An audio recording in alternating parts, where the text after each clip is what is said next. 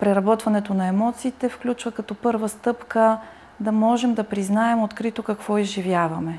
Ядосан съм, тъжен съм, обиден съм, ревнувам, завиждам, гневя се.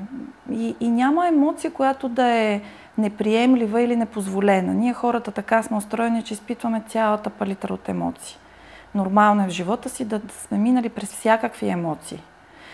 Когато си признаем емоцията, следващата стъпка е да й дадем възможност да се изрази по здравословен начин.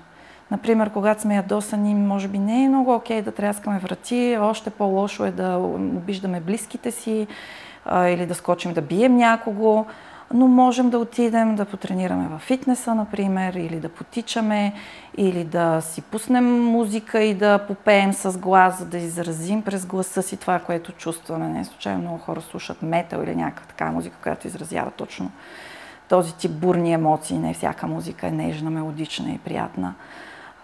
Или да направим нещо друго свое, да излезем сред природата. Има много начини, през които да пуснем тази емоция да излезе от нас, без това да вреди на никого.